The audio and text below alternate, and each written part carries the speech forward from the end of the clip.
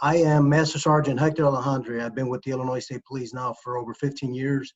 I currently serve as the recruitment section manager. What are we looking for? We're looking for you guys and stuff. We're looking for that leader and stuff. And there's a leader in every single one of you guys with all of your training. I think that sometimes when we get military personnel, they don't really know that a lot of that stuff that they learn, all of those skills and training that they get in the military, absolutely transcends and fits right into what we do. We are a paramilitary organization. We are our academy is located in Springfield, Illinois.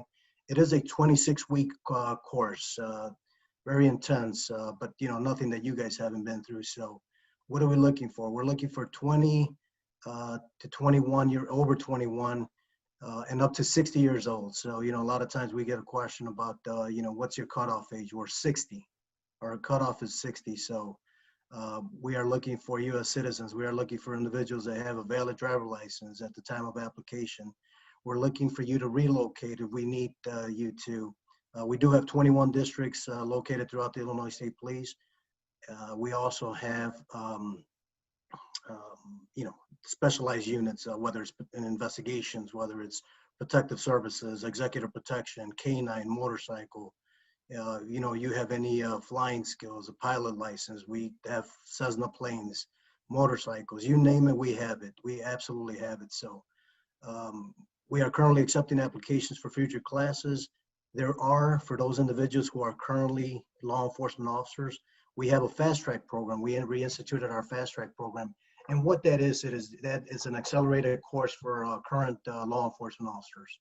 If you have law enforcement experience, 2 years, full-time, not necessarily with the same agency, we're looking for those individuals as well.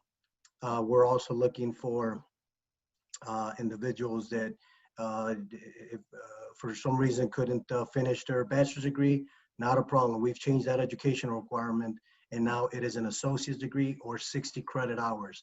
If you don't have that, not a problem. We got some military options for you, whether it's service medals or hostile pay or 3 years of active military with an honorable discharge. So there are some options there for military folks who do not have that educational requirement. If you want to continue with your education, not a problem. We have tuition reimbursement, whether it's your bachelor's, your master's, your PhD, we'll assist you with that. So we have those opportunities. We have great benefits. Currently, we still have our 26.8 years of service, which will get you 80% of your 4 highest years within their last 10 years of service. So again, if you are in the military, you can buy back up to 8 years. Again, when it comes to retirement and things like that, I'm going to defer more to the state retirement board with Illinois, and those folks will be able to calculate exactly how much time you can buy back and things of that nature. But ladies and gentlemen, I'm telling you, if you have that desire to help and serve as a community, and this is the agency for you. I will tell you that we have so many military officers within our ranks. It's just the opportunities are endless. So again, we're looking for all of you to join us. The website, if you're interested in learning more about the Illinois State Police, is illinoistrooper.com. illinoistrooper.com. If you want to visit our website, it is isp.illinois.gov. So now let me talk to the folks that are not interested in being troopers. We also have civilian positions, whether it's protective services unit or IT or cybersecurity, firearm specialist, telecommunications, you name it. We have those opportunities too. For those jobs, you'll have to visit work.illinois.gov. There we will post positions for the Illinois State Police. Again, these are the civilian positions. These are the positions that do not require, for the most part, academy training. There are some training involved, specifically with forensics, but again, these are great paying jobs, and as part of the ISP family. So, Greg, I don't know how I'm doing with time, but if there are any questions, I'd love to entertain any questions. Does anyone have any questions for Hector?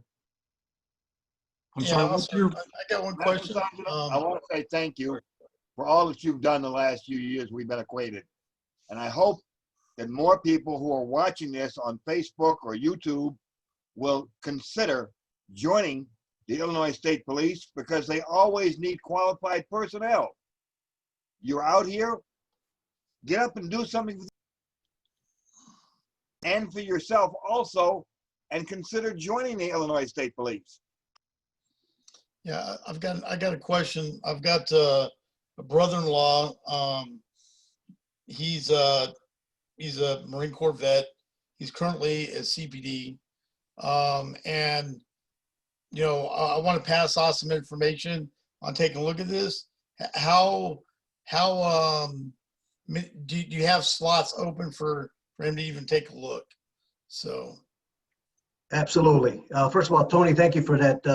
I appreciate that. You know, again, you know, it's a family, right? The law enforcement, the military, right. Firefighters, we're all a big family, and absolutely, you know, it's a thankless job, and it's something that, you know, that lives within us, right, to serve and stuff. So thank you for that. Reference the gentleman with his brother-in-law. Here, I want you to write this number down, and I want your brother-in-law to call me personally. I only have one hand. Hold on a second. Let me get my No wife. problem. Take your time, boss. Take Hey, your time. honey.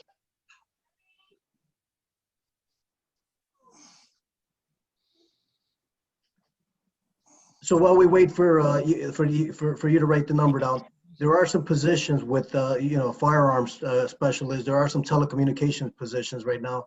I do know that the Division of Justice Services is about to post some positions for radio communications. These are for the folks that service our radio equipment. As you can imagine, we have a ton of equipment in our vehicles, both you know, in our squad cars and command centers and all of that good stuff. So I'm not the guy you're going to call for that. I'm going to call you guys with the technical skills and stuff. So, you know, those are the individuals that in these positions. Now, I will tell you that military vets get preference as you go through the state employment procedures. And I want you, when you contact these folks over at CMS, Central Management Services, which are the folks that, you know, test for these positions, what I want you to do is I want you to consider asking for a career counselor. A lot of people don't know this. You know, a lot of people, they just don't know this. So ask to speak to a career counselor. What a career counselor is going to do is they're going to sit down with you for about 30 to 45 minutes and just go over your skills and your resume and things that that you may not have transferred over to your resume. And they're going to look at that and they're going to say, you know what, we think that this is a good fit for you, either with the state police or with the Department of Family and Services or Human Services or Secretary of State Police. There's about 38 state agencies. So there's plenty of work all over the place. We see these postings all the time. It's just that some of these positions take a while and they could be a little cumbersome, and I get it, but absolutely reach out to me personally and I will absolutely put you in touch with the right person and stuff. So let me know when you're ready, boss. I'll give you that number. My wife's here, ready to go. All right, boss. Quick thing. Sure. Are most of the positions in Springfield, or are they kind of spread out? Reason why is because my wife's sister, I'm talking about her husband, but my wife's sister currently works for the state. She works for I forget what, DFAS or what, the kid thing. So yeah, DCFS, right? Yeah, so she works with them currently right now. Mm-hmm. I'm just wondering, you know, obviously they probably want a transfer to the same spot. So is it mainly down at Springfield, or is there some stuff up here, or what? So they're sure. So they're scattered, right? Every agency has positions that they post, right? So our positions are all over the place. I'm not going to lie to you. There are a ton of positions, and a lot of them are down in Springfield. Okay. And sometimes you may need to take that position in Springfield just to get your foot in the door. The best part about once you get on with any state agency, it's a lot easier to transfer within agencies. So she starts, you know, your sister-in-law started off with DCFS. If she wants to transfer over to IDOC, which is where I started, I was a parole officer before I became a trooper. So I left corrections and I came over to state police. It's a different process, but again, veterans get preference, and then state employees, and then the outside folks, and then so on and so forth and stuff. So a lot of these positions, but these positions that we're going to be posting, especially for telecommunications and buildings, ground management, and office clerk and stuff like that, some of them might be in Lake County, Kane County, McHenry County. Again, there's 102 counties in the state of Illinois, so just about every county has a need. So it's just a matter of kind of keeping your eyes open and stuff. And, you know, what I can do is if you send me your email, I can make sure that we add you to our distribution list, and then visit us on Facebook or Twitter or Instagram. You know, Illinois State Police Recruitment, we post a lot of the job postings there. We also post them on LinkedIn. So you can find those positions there. But again, the best thing to do is to contact the CMS and ask to speak with a career counselor, because that career counselor, I'm telling you, they're golden. They're going to be able to tell you, this is a good fit for you. You may have not even thought about that position or that agency, but once they give you the job description, for example, when I applied for a parole agent, I had no idea what a parole agent did. I was just a kid trying to get a good paying career job. And, you know, they said, hey, you're going to be supervising juvenile offenders, and God bless them, those little angels and stuff. But it taught me a lot about, you know, patience and tolerance. And that kind of opened my doors, if you will, to a lot of different positions and different opportunities within the Illinois, you know, the state of Illinois. So again, that when you're ready, that number is 708. Okay, go ahead. 522 Okay. 4946. And that, for anybody that's listening, that is that number to this phone that does not stop ringing, and I do not mind answering it. Greg, you called me earlier. I apologize, brother. I owe you a cold one because I, you know, but I was doing something completely sidetracked. I was talking to my lieutenant and doing some other things. I actually went jogging with a couple of our candidates this morning to keep them focused and in shape, because we want them to join our academy soon. So I want to make sure that they're ready to go when they join in. So again, gentlemen, anybody that's listening, we are looking for you. We are looking for leaders, and you guys are absolutely natural born leaders. Once you join that military, that is something that is instilled in you from day one. So you are absolutely what we're looking for. Okay, let me repeat back that number. Sure. And what I'll do is, with my wife's permission, I'll give you actually either her sister or her husband's email. 'Cause Absolutely. if it comes to me, I get a gajillion emails a day, and it might get lost. So, Absolutely. Along with that, I want you to send me an email, and I want you to let me know what type of work you're looking for. Sure. And what are your skills, and send me a copy of that resume. What I will do is I will put you in touch with a counselor. Okay.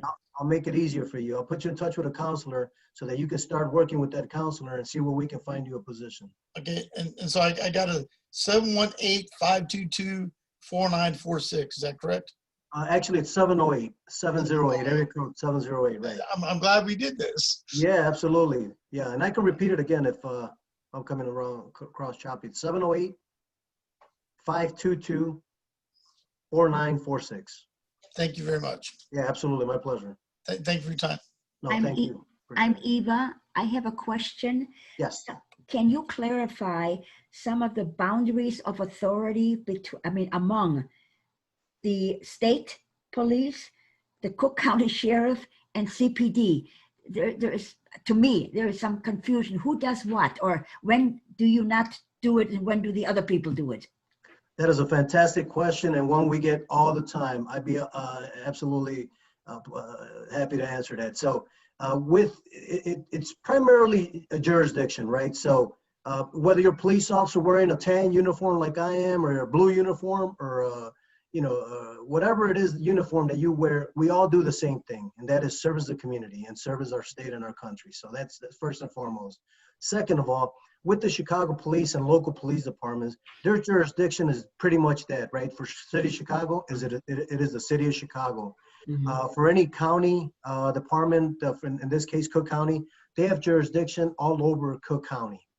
For the state police, the biggest difference is we have jurisdiction in the entire state. What does that mean? That means that anything that is publicly maintained, boundary line to boundary line that is publicly maintained, we service. So if you are on a sidewalk that is publicly maintained, we can cite you, we can assist you, we can arrest you, we can do all of those things. We can enforce any criminal state law, traffic law in the state of Illinois. They can also, if that crime started in their jurisdiction and they're crossing over into a new jurisdiction. For example, God forbid somebody carjacks somebody, an armed robbery or something, and it starts off maybe in Des Plaines, and now they're on the interstate. Can they get on the interstate? Absolutely, they can get on the interstate. they would just contact us and let us know, hey, we're getting on the interstate, just so you know. But it pretty much comes down to jurisdiction. So again, we enforce all traffic, criminal, and traffic laws in the state of Illinois. So we're primarily on the interstates. However, we have multiple units. I mentioned all the units that we're in. I personally was in the investigative unit, Medicaid fraud.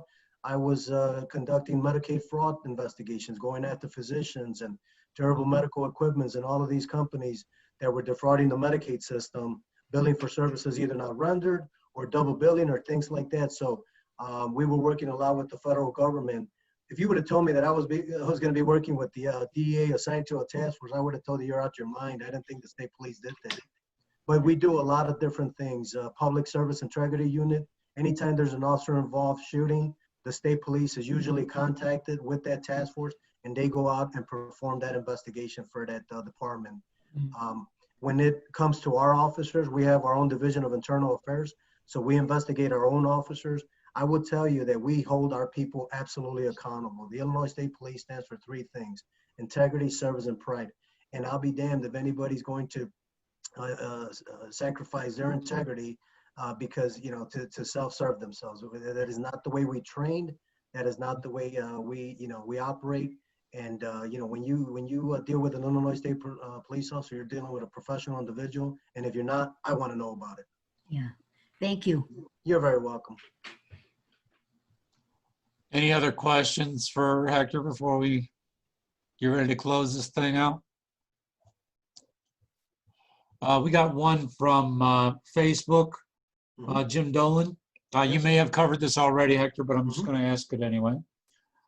Illinois joining forces often gets calls from rural areas that might be struggling and at risk. How can we connect to local Illinois State Police in their area who are also veterans?